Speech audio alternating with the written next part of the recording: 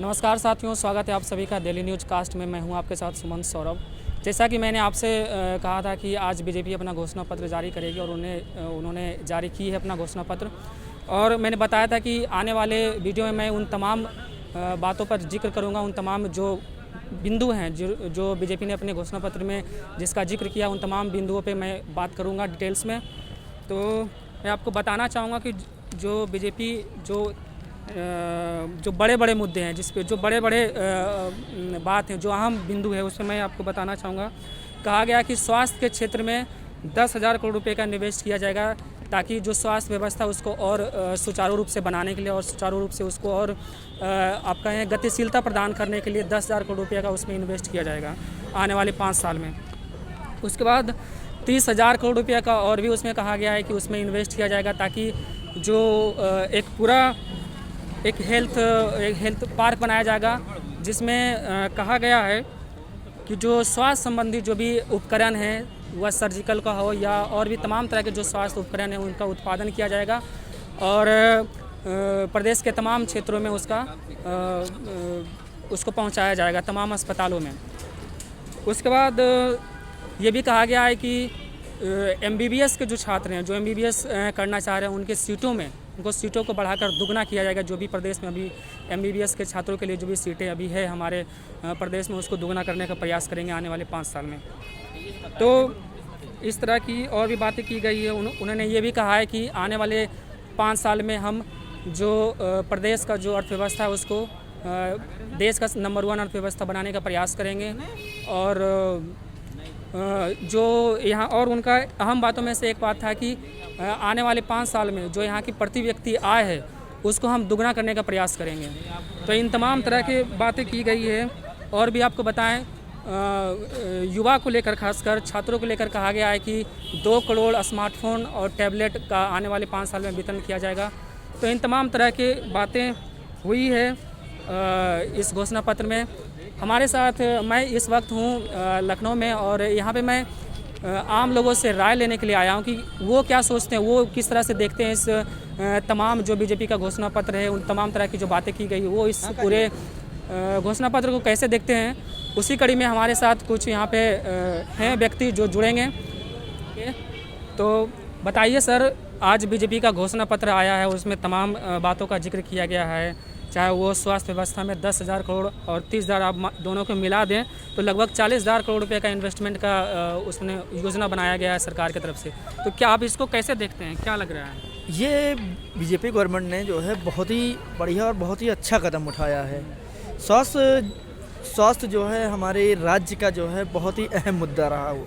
जैसे हमारे योगी जी के बनते ही गोरखपुर में क्या है, स्वास्थ्य व्यवस्था चरमरा गई थी, कितने बच्चों का निधन हो गया था। तो योगी जी ने बहुत ही बढ़िया कदम उठाया। कोरोना में क्या हालात थे, ऑक्सीजन के सिलेंडर वगैरह नहीं मिल रहे थे। 40,000 करोड़ रुपए का जो इन्वेस्टमेंट कर रही है बीजेपी ने, बहुत ही महत्वपूर्ण कदम उठाया है।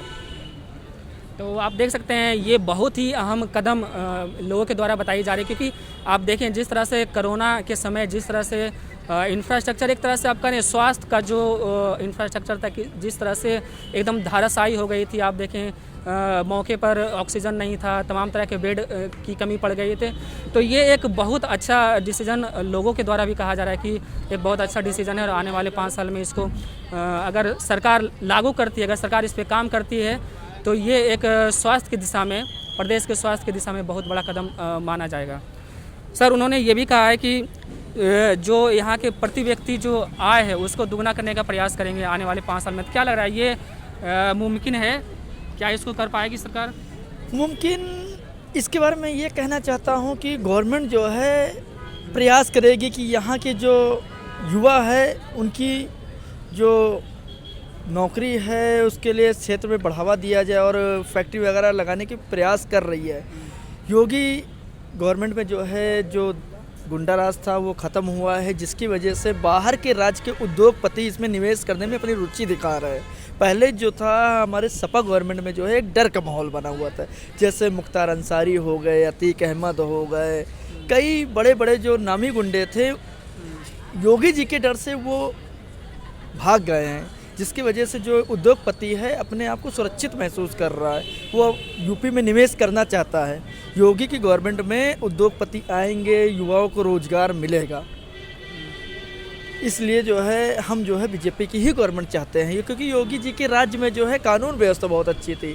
आप देख लीजिए 5 सालों में कोई दंगा नहीं हुआ। योगी जी का एक बहुत ही अच्छा कदम था जो रिकवरी का था।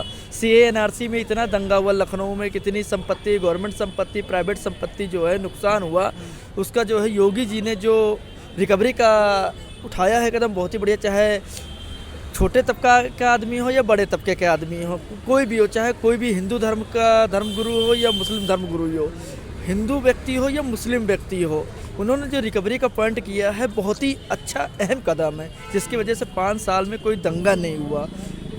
और जो लड़कियां हैं अपने आप को सुरक्षित महसूस कर रही हैं, कि उसकी वजह से जो है लड़कियों के अंदर ये था कि लड़कियां जाती थी कॉलेज जाती, लड़के छेड़ते थे। अब बाबा की गवर्नमेंट में, योगी जी की गवर्नमेंट में जो है एक डर बना हुआ है।